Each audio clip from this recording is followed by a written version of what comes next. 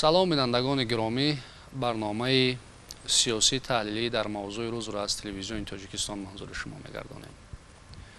пешвои миллат президенти ҷумҳурии Тоҷикистон муҳтарам Эмомалӣ Раҳмон таъкид мекунанд, ки истиқлолият рамзи гӯёи озодии миллат ва давлат аст.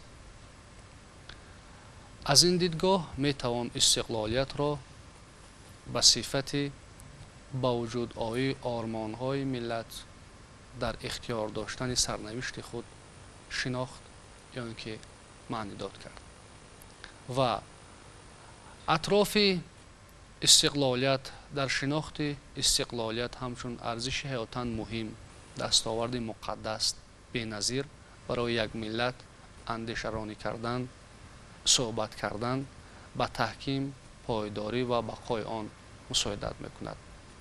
дар ин ҳошия ҳоло суҳбате дорем бо омӯзгорони факултети таърихи донишгоҳи миллии Тоҷикистон, аз ҷумла бо Қаҳори Расулён, доктори илмҳои таърих, профессор Саидмуҳаммади Бобоҷон, номзади илмҳои таърих, Ҷамолиддин Шарифзода, номзади илмҳои таърих, Солеҳҷони Муҳаммад Юсуф, омӯзгори ҷавони ҳамин факултет ва Ҷонибеки Асрориён, номзади илмҳои таърих, омӯзгорони факултети таърихи донишгоҳи миллии Тоҷикистон. чун суҳбати мо дар шинохти истиқлолият, моҳияти он ва то кадом ҳад ба вуҷуд овардани имкониятҳо дар ҳастии як миллат, муаррифии як миллат сурат мегирад, бисёр хуб аст, ки мавзӯъро дар ҳамин росто аз моҳияти мафҳуми истиқлолият ва чӣ гуна арзиш будани он оғоз кунем. доштани давлати миллӣ барои ҳар як миллат як ифтихор аст. бале, дар тӯли қарнҳои мутамоддӣ миллатҳое ҳастанд, ки то ба имрӯз дар орзуи доштани давлати миллӣ ҳастанд. бале, хушбахтона ҷумҳурии Тоҷикистон соҳиби истиқлол гардид ва ман фикр мекунам, ки истиқлолияти воқеии ҷумҳурии Тоҷикистон аз иҷлосияи 16-ами шӯрои олии Тоҷикистон шурӯъ мешавад. бале, он иҷлосияе, ки дар қасри Арбоб дар ҳумаи шаҳри Хуҷанд доир гардид. он иҷлосияе, ки барои мардуми мо иҷлосияи тақдирсоз буд. ба хотири чӣ мегӯянд, ки ин иҷлосияи тақдирсоз буд, таърихӣ буд? гап сари он аст, ки таърих, илми таърих бузургтарин воқеа ва ҳодисаҳои ба амал омадаи рӯи заминро меомӯзад. илми таърих. бале, ин иҷлосия низ иҷлосияи таърихӣ буд, яъне дар ҳаёти мо як гардиши бузург ва як воқеаи бузург буд. дар натиҷаи ин иҷлосия рӯи кор дар Тоҷикистон як нафар шахсе буд, ки лидери воқеӣ дар оянда пайдо шуд. ин муҳтарам Эмомалӣ Раҳмон буд ва баъди ҳамин иҷлосияи тақдирсоз сарнавишти ин миллат ва ин давлатро ба дасти худ гирифтанд. вақте ба сари ҳокимият омад, ки давлати Тоҷикистон дар ҳолати фалаҷ қарор дошт ва худи Тоҷикистон дар ҳолати парокандагӣ ҷой дошт, яъне хавфи аз байн рафтани ҷумҳурии Тоҷикистон таҳдид мекард. мақсади аслии онҳо ба по рост кардани Тоҷикистон буд. мақсади аслии онҳо Тоҷикистонро ба роҳи дуруст даровардан буд. маҷрои Тоҷикистонро дар ҳама давру замон давлати миллӣ пуштибони манфиатҳои миллӣ аст. бале, давлати миллӣ буд, ки имрӯз урфу одатҳои мо, анъанаҳои мо аз нав эҳё шудаанд. ин давлати миллӣ буд, ки Тоҷикистон алорағми ҳамаи мушкилот бо ин дастовардҳое, ки мо дорем, дар тӯли 33 соли истиқлолият ноил гардид. чун сухан аз соҳибихтиёрӣ, истиқлол ва озодӣ меравад, در مجموع اگر مرادفاش بگیریم همشون با یک چیز بستگی دارن، یعنی آزادی در چی ظاهر می شود. دوران نو و استقلال دوران تغییرات صفتی است. خلق تاجیک راه خود منتخب میکند و مهمترین این است که رسالت دارد که تقدیر خودش بسازد. دیگر چیزی که وقتی در باب استقلال تاجیکستان میگیم، این آرمان‌های بسیار ساله یا که بسیار هزار ساله مردم تاجیک است، اندیشمندان تاجیک است.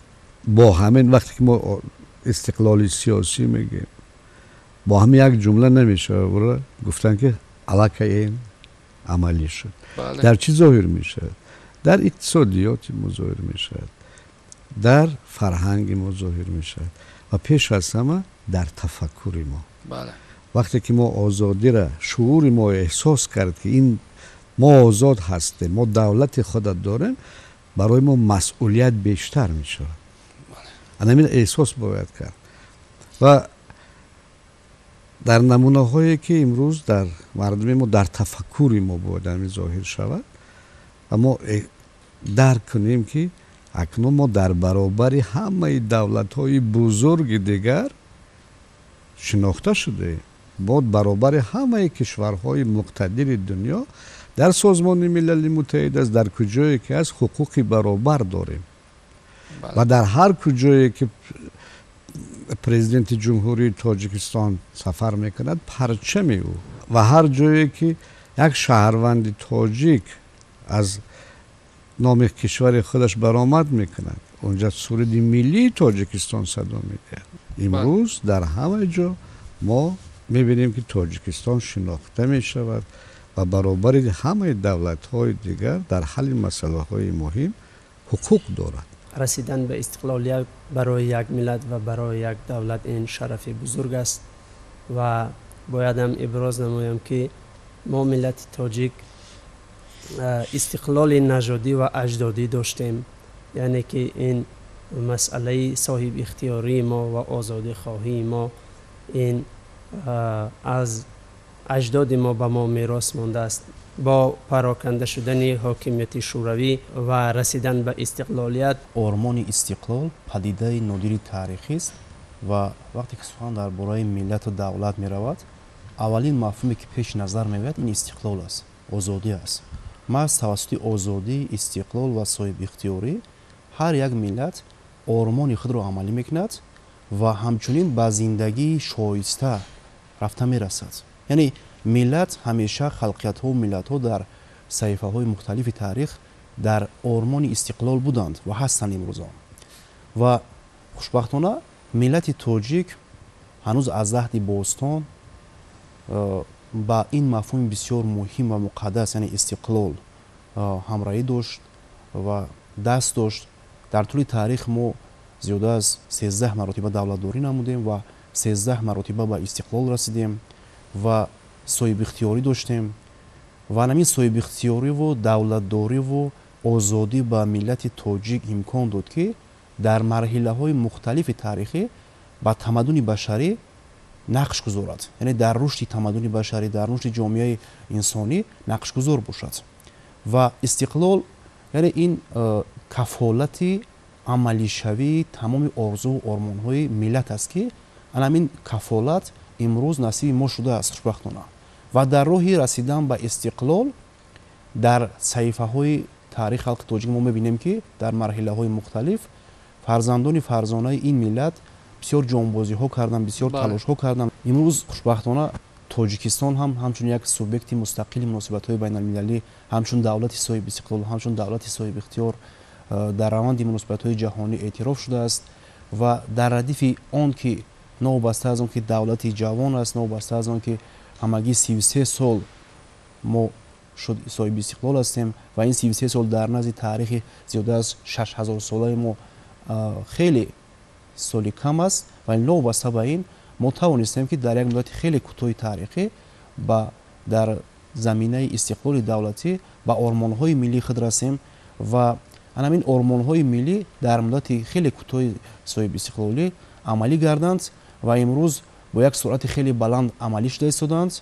و البته استقلال امروز با ما имконият дод ки ҳамчун миллати соҳибтамаддун ҳамчун миллати соҳибихтиёр дар сатҳи байналмилалӣ аз нав эҳё шавем.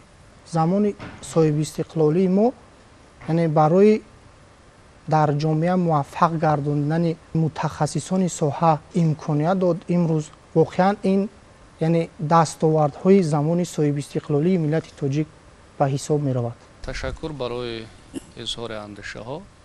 дар ин ҷо дар хусуси иҷлосияи 16 шӯрои олӣ дар хусуси баргузории ҳамин иҷлосияи сарнавиштсоз сухан рафт.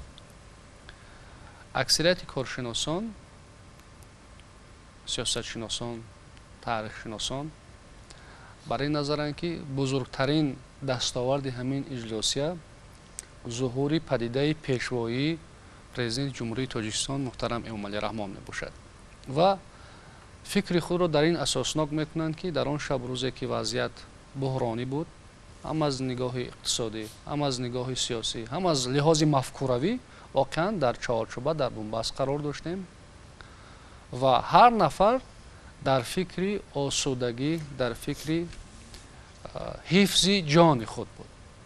аммо як нафар пайдо шуд, ҳамин масъулияти дар амн нигоҳ доштани ормонҳои миллатро ба зиммаи худ гирифт ва аввалин сухани он кас аз сулҳ буд ки ба мардум изҳор доштанд ки сулҳ меорам ва воқеан ҳамон гуна ки мо шумо мебинем сулҳ пойдор шуд, оташи ҷанги таҳмилӣ хомӯш гардид ва минбаъд бо қабули стратегияҳои давлатӣ, ҳадафҳои миллӣ давлати мо рушд кард, миллати мо дар ҷомеаи байналмилалӣ бо чеҳраи миллӣ шинохта шуд. биёед аз аҳамияти сарнавиштсоз доштани баргузории ҳамин иҷлосия ва бузургтарин дастоварди он шахсияти пешвои миллат суҳбат кунем.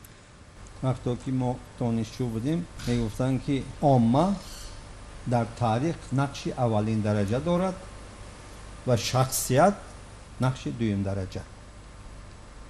аммо таърих исбот мекунад ки нақши шахс ё роли шахс дар таърих, дар пешрафти таърих, дар таҳаввулот дар сарнавишти ин ё он миллат, ҳатто дар таҳаввулот дар сарнавишти ин ё он минтақа ва ҷаҳон хеле ва хеле бузург аст.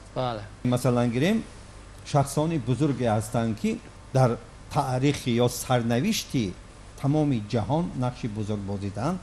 дур намеравем, аз ҳамин куруши бузург суҳбат мекунем.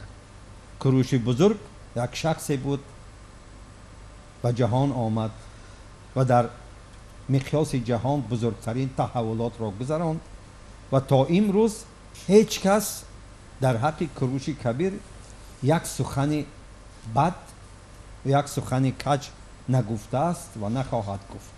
ва хушбахтона дар тоҷикистон низ баъди иҷлосияи 16 шӯрои олӣ вақто ки муҳтарам эмомалӣ раҳмонро ба ҳайси роҳбари ҳамин давлат интихоб карданд, яъне аз он маълум мешавад ки он шахсоне ки дар онҷа буданд, онҳое ки пешниҳод карданд ки ҳамин одам роҳбари давлати навпои тоҷикистон шавад, мардони ба тадбир буда ҳастанд, мардоне буданд ки дар интихоби худ хато накарданд ва ҳамин солҳои соҳибистиқлолии тоҷикистон инро исбот кард.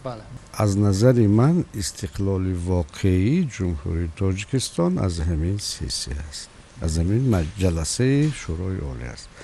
моҳи август мо эъломия қабул кардем, 9 сентябр шӯрои олӣ онро тасдиқ кард, вале давлатеро муаррифӣ карданд ки тақрибан чизе надошт.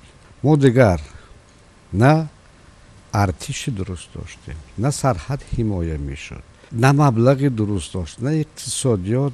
сессияи 16 мегӯем он чизе ки кардан, якум анҷом додан ин аст ки як ҳукумате ба вуҷуд оварданд ки ҳукумати амалкунанда буд. яъне дар як муддати кӯтоҳ чӣ корҳо анҷом дода шуданд ва дар симои шахсе ки хеле ҷавон буд, вале хеле бо фаросат ва идрокро аз сулҳ, از مراسها سر کرد و برگرداندن گریزه ها. تقدیر وقتی ما در باب آزادی و استقلال گپ میزنیم، دولت زینه بعد است. وقتی که ما استقلال خواستیم، دولت بنیاد می شود و رسالت ما است که اینه حمایت کنیم. یعنی استقلال از همان روز که سر می شود، اعلان می شود، انجام نمی خورد. از همون روز اعلان شدنش استقلال یا که آزادی، مقاومت و مبارزه و ایستادگری و استواری میخواد، از همون روز آغاز می شود. بله. و همین در همون دوره ببینید که همین چون که استاد گفتم رئیس شورای عالی امام علی رحمان و گروهی که در آنجا بودن یکم کار شروع کردن، این نگاه داشتنی دولت تاجیکان بود، به هم آوردن مردم، این ساختن دولت هست. بله. و بعد دیگر کارهای انجام شد. سرحد بساحی بود، اولین بریگاد سرحدبانان تشکیل کرده شد. پرچم ملی تصدیق کرده شد. رمزهای دولت. بله، نشان ملی تصدیق کرده شد. خب و چیزهای دیگری که وابسته به اقتصادی همون دوره است. همین نکته را شرح دهیم، توضیح دهیم. پیشوای ملت همچون پیغام یا اینکه هدیه تقدیر برای ملت تاجیک در سرنوشت این ملت. از دوران خیلی قدیم سال شماری از یک حادثه، یک پدیده اجتماعی شروع میشد. اگر اهمیت پیدا میکرد، باقی مانده را میپرتافتن، از همون شروع میکردن، از نو آغاز میکردن. بله، از همون یک پدیده بسیار مهم آغاز میکردن.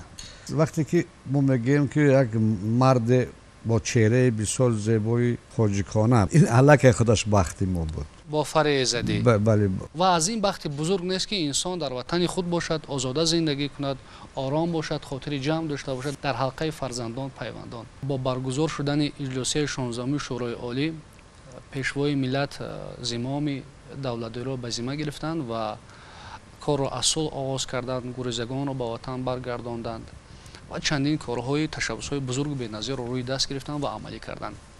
و با مقصد حفظ خاطره تاریخی در همین دوران صاحب استقلالی به واسطه با تشبس پیشوای ملت چندین صحنه‌های تاریخی، چون از صحنه‌های تاریخی صحبت کردید، با تشبس پیشوای ملت تجلیل شدند و چهره‌های ماندگاری عرصه علم و ادب و اربابان جمعیتی با تشبس پیشوای ملت سالگرد آنها تجلیل شد، استقبال شد که واقعا اینها در احیای مفکوره ملی و حفظ خاطره تاریخی نقش برجا گذاشتند. در این خصوص چی نظر دارید؟ در حفظ ارزش‌های ملی در طول این سالهای صاحب استقلالی اونقدر کارهای بزرگی انجام شدند که شاید در طول عصرها نتوانیم کار را انجام داد. من چند مثال میزنم. شروع کردن از تجلیل شهرهایی که در حدود تاجیکستان هستند.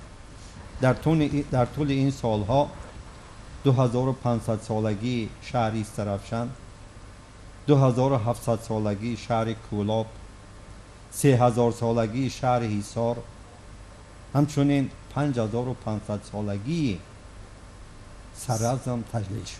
بله. دولت و حکومت نو اثبات کردند که این ملت صاحب کتاب است. بله. تاجیکان اولین ملتی هستند که صاحب کتاب هستند. این کتاب بزرگ کتاب اوستا است. بله. این قاموس است برای ما، یک انسیکلوپدیا هست برای ما، برای نسل بشر. بله، برای همه، چون که تمامی علم هایی که تا اون دوره بودن در این کتاب ثبت یافته است. همچنین سال 2006 اعلان شدن سال تمدن آریایی. بله. تجلیل سال بزرگداشت تمدن آریایی یعنی اثبات کرد که ما صاحب تمدن بودیم و صاحب کتاب بودیم. همچنین کارهای بزرگ انجام شد. بزرگداشت شخصان بزرگ، اهل علم و فرهنگ و مدنیت و دیگر. 1150 سالگی استاد رودکی، 1125 سالگی ابو علی ابن سینا، 700 سالگی و 800 سالگی های مثلا کمال خوجندی و میر سعید علی همدانی و عبدالرحمن جمهوری. هزار سالگی این شاعر متفکرمان، این شخص بزرگ قبادیانی، ناصر خسروی قبادیانی و بعدا تجلیل زادروز تاریخ شناس بزرگمان خب باباجان غفورов، شاعر ملی اما قهرمان تاجیکستان میرزا ترسنزاده و غیره و هاکذا. بله. و این حکومت نو احیا نمود سنت های ملی تاجیک را. بله. این احیای جشن های نوروز بود، احیای جشن مهرگان بود، احیای جشن صده بود و غیره و هاکذا. ارزگذاری نسبت به فرهنگ و تمدن در طول این سالها انسان را به آن وادار می سازد که واقعا یک دفعه دیگر تفکر کند، بله. یک دفعه دیگر فکر کند که آیا اگر ما دولت ملی نمی داشتیم، صاحب دولت ملی نمی شدیم، در نتیجه بعد از استقلالیت و بعد از اجلاس 16 این کارها را می توانستیم بکنیم یا نه؟ و کس به خلاصه میاد که محض توسط همین دولت ملی ما توانستیم این کارها را انجام دهیم. مثلا تجلیل روز فلک، بله. نامگذاری روز فلک، تجلیل روز شش مقام، همچنین همه ساله یادبود روزهای رودکی داریم ما، روزهای جلال الدین بلخی داریم ما، بله. روز ابو علی سینا داریم ما و غیره و کذا. دولت و حکومت اثبات کرد که ملت تاجیک ملتی سازنده هست. بله. با سازندگی با آبادانی دست زد. من یک مثال میزنم. در زمان حکومت شوروی در مسئله باغ‌های فرهنگی، فراغتی و فرهنگی، اکثر ناحیه‌های ما باغ‌های فرهنگی و فراغتی نداشتند.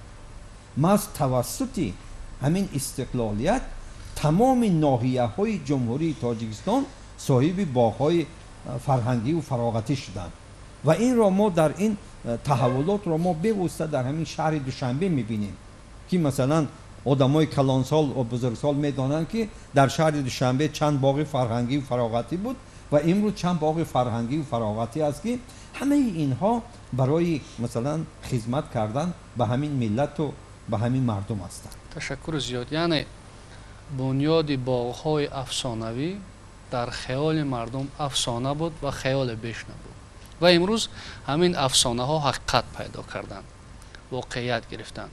خب درباره کتاب اوستا صحبت شد.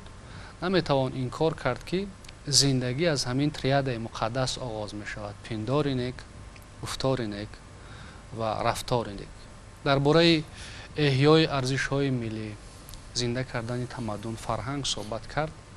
میتوان آیا گفت که انسان به تمدن، به فرهنگ چه ارزشی دارد؟ آیا ارزش دارد؟ ندارد؟ و قیمت انسان بودن هم در سایه تمدنی، در سایه فرهنگی پیدا می شود و تعبیر پیشوای ملت در این راسته خیلی درخور است که میگویند فرهنگ هسته ملت است.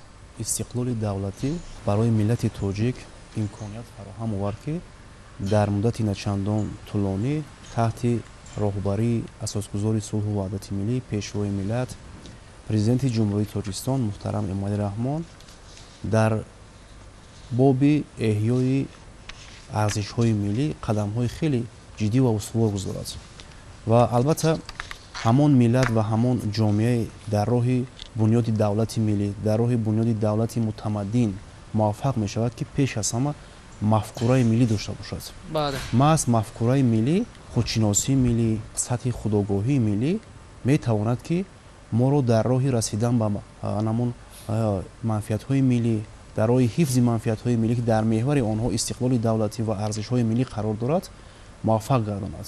بنابراین در زمان استقلال دولتی که امروز ما یکی از سمت‌های اساسی همون هدف‌های اساسی حکومت تاجیکستان و هدف‌های کنستیتوشنی ما هم بنیاد دولت ملی است، امروز در این مسئله یعنی قدم‌های خیلی جدی و استوار گذاشته شد و جهت احیای همون تاریخ و تمدن فرهنگ ملی як қатор корҳо низ ба сомон расонда шуд. Албатта мо вақте ки дар бораи афкори миллӣ, дар бораи арзишҳои миллӣ сухан мекунем, аввалин чизе ки ба ёди мо мерасад ин таърихи миллат аст, ин тамаддуни миллат аст, ин фарҳанги миллат аст ки миллати моро бо ҳамин фарҳанг, бо ҳамин таърих, бо ҳамин тамаддун мешиносанд ва эътироф мекунанд. ва ҳамон миллате дар дарозои таърих, дар ояндаи таърих сабт мешавад ҳамчун миллати соҳибтамаддун ва ҳамчун миллати соҳибистиқлол ки пеш аз ҳама худ арзгузор бошад ба арзишҳои миллии ниёгонаш, ба арзишҳои фарҳангиаш, ба арзишҳои умумибашариаш ки бар манфиати ҷомеаи худи он аст. Бинобар ҳамин дар ин самт албатта хеле ки устоди гиромӣ иброз намуданд, корҳои хеле зиёд ба сомон расонда шуд ва як нуқтаро ман мехоҳам ба диққати шумо расонам. Ин бевосита аз ҷониби худи пешвои миллат муҳтарам Эмомалӣ Раҳмон роҳ овардан ба таърихи миллат. Яъне зарурат ба миён омад ки дар раванди ҷаҳонишавӣ, дар раванди бархурди тамаддуну фарҳангҳо сарвари давлат дар радифи муваффақ шудан дар сиёсати дохилӣ ва хориҷӣ ҳамчунин миллатро, насли наврасу ҷавони кишварро аз таърихи пурғановати халқи тоҷик ва ниёгони он орёиҳо шинос намояд. Имрӯз агар мо ба осори навиштаи сарвари давлат назар афканем, аксарият осори пешвои миллат ба таърихи миллат, ба таърихи халқи тоҷик бахшида шудааст ки дар ин масъала 6 китоби бисёр пурарзиш рӯи нашр омад аз соли 1997 то соли 2023, 6 китоби бисёр пурарзише ки таъриху тамаддуни фарҳанги тоҷиконро инъикос мекунанд ва барои насли имрӯз ва ояндаи кишвар, махсусан ҷавонон, яъне собит мекунад ки тоҷик кӣ буд ва имрӯз чӣ бояд кард. Имрӯз чӣ бояд кард ки мо ба монанди гузаштаҳои худ, ба монанди масалан ҳахоманишиҳо, сосониён ва дигар давлатдориву дигар шоҳаншоҳие ки мо дар таърих бунёд кардем, ба монанди онҳо дар ҷомеаи башарӣ нақшгузор бошем, дар тамаддуни башарӣ нақшгузор бошем. Ва албатта тавассути ҳамин китобҳои пурарзиш монанди забони миллат, ҳастии миллат, чун мо медонем ки яке аз унсурҳои асосии фарҳанги миллат, яке аз унсурҳои асосие ки миллатро мешиносад ва муаррифӣ мекунад, ин забонаш аст. Забони миллат, ҳастии миллат аз ҷониби пешвои миллат рӯи нашр омад ва ҳамчунин нигоҳи ба таърих ва тамаддуни орёиҳо ва шинохти тамаддуни орёӣ, ҳамчунин аз орён то сомониён, чеҳраҳои мондагор. Албатта ҳама ин китобҳое ҳастанд, осоре аст ки саҳифаҳои мубрами таърихи аҳди бостону асримёнагӣ ва то замони истиқлоли давлатиро инъикос мекунад. тамоми бурду бохти миллати тоҷик ва ниёгони тоҷикон дар ин китобҳо инъикос шудааст ки имрӯз насли навраси тоҷикро, насли навраси ҷомеаи тоҷикистонро, насли ҷавони моро ки ояндаи босуботу ояндаи рӯшнамудаи тоҷикистон аз онҳо вобастагии хеле зиёд дорад, ҳушдор месозад ки мо бо кадом роҳу равиш равем ва кадом роҳро интихоб кунем баҳри ҳастӣ ва мондагории миллату давлат. Бинобар ҳамин имрӯз аввалин вазифае ки қиши зиёии ҷомеа ба дӯш дорад, пеш аз ҳама тарбия намудан ва ба камол расонидани насли наврас ва ҷавони кишвар дар роҳияи арзгузорӣ ба арзишҳои миллӣ, махсусан фарҳанги миллӣ аст, махсусан либоси миллӣ, забони миллат ва дигар унсурҳое ки миллати тоҷикро дар сатҳи байналмилалӣ ҳамчун як миллати ҷудогона, ҳамчун як миллати соҳибтамаддун ва соҳибфарҳанги хоса, яъне муаррифӣ мекунад. маст бо дар назардошти ана ҳамин мо метавонем ки дар ҳамон масири бунёди давлати миллӣ муваффақ шавем. замони ҷаҳонишавӣ қонуниятҳои нава ба таърих ворид карда. як файласуфи машҳури англизабон Ҳеннингтон менависад ки дар замони ҷаҳонишавӣ сипари бо эътимоди миллатҳо анъанаҳо ва русуму фарҳанги қадимашон аст. бале ҳарчанд мегӯяд имрӯз дар фарҳангу тамаддун аз ҳамдигар фарқ доранд. реҷаҳои тамаддунӣ корҳоеро пешниҳод мекунад ки ба зиёни фарҳангҳои миллӣ аст, чуноне ки мо дар таҳоҷуми тамаддунии ғарб қарор дорем ва он ҷавҳари дурахшандагии фарҳанги миллата метавонад аз миён бубарад. чизи дигаре ки ҳаст дар боби фарҳанг мегӯем, вақте ки ҳар ғосиб омад коре анҷом дод. агар ба хотир биёред, چو با تخت منبر برابر شود همه نام بوبکر و عمر شود. ولی ببینید در چند سال اخیر نام های تاجیکی شده. بله بله این خیلی گپ هست. اگر این چیز جزئیات میشد هیچ وقت فردوسی حکیم فردوسی به این مراجعت نمیکرد که فلان دیگر چیز. بدونید پیشوای ملت یک کار بسیار ذکاوتمندانه ای که این همون انعنه های ملی ما بودن. دیگرش که یک حکایه از شاهنامه فردوسی وقتی که ازال رو برایش حریفش ایستاده است میپرسد که تو چی کسی؟ میگه که تو میدونی من چی کسم؟ تو در محاربت شمشیری مرا ببین. حاضر ما به هیچ راه دیگر نمیتونیم، نه به زوری ما نمیتونیم در دنیای امروزه معرفی شویم. بله بله.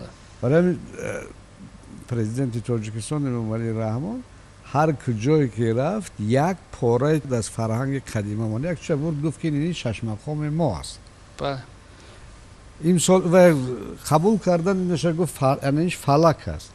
بله. این چکن است. وقتی که ما در باب جشنواره ها میگوییم، وقتی ما دانشمندان ما یک جشنواره را تا به آخر تحقیق میکنن، الکه همون جشنواره تاریخی است که ملت معرفی میکنه. بله. و امروز همه آن چیزهایی که در دنیا از نام خلق تاجیک همچون برندی مردمی تاجیک معرفگری خلق تاجیک است در دنیا. من یک نکته را میخوام دیگر اضافه کنم که هر یک ملت دو سرحد دارد. یک سرحدی جغرافی دارد، یک سرحدی فرهنگی. بله. هیچ دشمن نتوانست که از مرز فرهنگی ما گذشته باشد و مغلوب نشده باشد.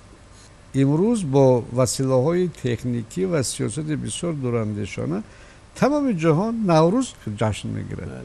مگر این وقتی کم است؟ ولی وقتی که میگویند نوروز دل من آب میخورد. ولی تکمام تاجیکی است، یا صده میگن تاجیکی است، یا شش مقام هر سال در هر یک از شهرهای بزرگترین برگزار میگردد. بله بله. ولی متنی و از ابتدا تا سالهای 20 متنی همین شاعران بزرگ ما از رودکی سر کرده تا حاجی حسین کنگرتی که برای ما خیلی افتخار است، مایه افتخار است. صحبت کردن جناب کسراریان در مسئله مرز ملت، مرز جغرافی و مرز فرهنگی و اندیشه بکر این است که و در چندین کتاب های دانشمندان ما هم با این اندیشه میتوان واخورد که هر قومی که مرز فرهنگی ما را شکست عبور کرد محو شد در این مرز، غرق شد. و درباره گرامی داشت زبان صحبت کردید و درباره تالیف کتاب ها در شناخت تاریخ و تمدن تاجیکان از جانب پیشوای ملت، مخصوصا زبان ملت، هسته ملت. و ببینیم یا اینکه کتاب دیگری جناب عالی محترم امامعلی رحمان، چهره های ماندگار تاجیکان در آینه تاریخ. میگذاریم با همین کتاب گران ارزش زبان ملت، هسته ملت. نام تاجیکی لباس ملی گفتیم و به همین وسیله مرتبه زن تاجیک خیلی بالا رفت. بله. دیگر ملت بی‌سواد در جهان امروزه دیر نمی پاید و واخوری که چند پیشتر در روز دانش جناب عالی پیشوای ملت با بخشیده به روز دانش داشتن. با همون سیاست پیشینه‌ای که از ابتدا در مدت 30 سال است که ادامه داره، شناسایی مردمی تاجیک به دنیا و امروز مرتبه معلم معارف وقتی که ملت در همه صحبت ها میگوید ملت آگاه باید زبان خودش را بداند، زبانهای دیگر را بداند و تواند که به طریق شایسته تاجیکان را معرفی کنه، معرفی کرده بتواند. در هر کجا شرکت خودش در مکتب، در کشادن مکتب ها، مؤسسه ها، از آن برمی آید که پرزیدنت تاجیکستان این چیزها را کم نمیگیرد. بله بله. یعنی بسیار ارزنده میداند و البته به اونجا شرکت ورزیدنش احترامی بسیار بزرگ است به هر یک فرد تاجیک و حتی در همان شرکت کردنشان در رسمی کشاده شدن اولین بازی های قهرمانی آید به گشتینگیری. این حادثه اندک نیست. بله در تاریخ انسانیت. بله 62 دولت علاقه میداند که این خیلی تاجیکستان هست و یک زورآزمایی است با نام گشتینگیری و باعث افتخار هم است که جوانمردان تاجیک در اینجا خیلی خوب برآمد کردن و خود جناب عالی پرزیدنت تاجیکستان شرکت ورزید و اولین مدال ها را نیز به قهرمان ها سپارید. مگر این چیز اندک است. یک روای دیگر پیدا شد در ما، روایی که باید قبولش کنند. احترام به هر فرد تاجیکستان و هر یک هنری که در تاجیکستان است. تشکر زیاد. در خصوص احیای تفکر ملی صحبت کردیم. اگر از روزهای آغاز صاحب استقلالی صحبت کنیم، از تجدید هزاره شاهنامه حکیم فردوسی آغاز می شود، بزرگداشت همین صحیفه های تاریخ و میایم تصمیم یا تشبوس بزرگ بنظیر نوین پیشوای ملت در سال 2023 روی دست گرفته شد. این هم با افتخار 115 سالگی علامه باباجان غفوروف کنفرانسی بین المللی برگزار گردید. آزمون تاجیکان آینه تاریخ ملت برگزار شد و ببینیم در ملاقاتی که پیشوای ملت با اهل معارف کشور در روز دانش ضمن افتتاح مؤسسه تحصیلات میانه عمومی رقم 19 در ناحیه سینای شهر دوشنبه انجام دادند، دستور دادند که مبلغ آزمون‌هایی که برای بلند برداشتن ظرفیت‌های ذهنی در جامعه راه اندازی شدن برگزار می‌گردند 100% زیاد کرده شوند. این تشبوس بی‌نظیر است. از بس که در نظام معارف در ابتدای نظام معارف آموزگار می استاد، یعنی به بلند برداشتن مقام آموزگار نمیتوان اقتدار دولت را که شاخص یا ایندکس یگانه جامعه ها این ظرفیت های ذهنی است تامین کرد. پیشوای ملت با همین تقاضا اظهار داشتند و به نهادهای مسئول دستور دادند که قانون جمهوری تاجیکستان درباره مقام آموزگار تهیه و قبول کرده شود که این بار دیگر از آینده درخشان دولت و ملت تاجیک شهادت می‌دهد. برای صحبت، برای اظهار اندیشه و تشکر زیاد بینندگان گرامی یادآور می‌شویم که در اینجا صحبت ما با آموزگاران فاکولته تاریخ دانشگاه ملی تاجیکستان از جمله قهاری رسولیان دکتر علم‌های تاریخ، پروفسور سید محمدی باباجان نامزد علم‌های تاریخ، جمال الدین شریف زاده نامزد علم‌های تاریخ و صالح جان محمد یوسف آموزگار همین فاکولته و جانبک اسراریان نامزد علم‌های تاریخ آموزگاران فاکولته تاریخ دانشگاه ملی تاجیکستان در شناخت استقلالیت، دستاوردهای زمان صاحب استقلالی و همین نعمت‌های بی‌بها را گرامی داشتن، حفظ کردن و به نسل‌های آینده به میراث گذاشتن به پایان می‌رسد. برنامه‌های دیگر تلویزیون تاجیکستان ادامه دارد.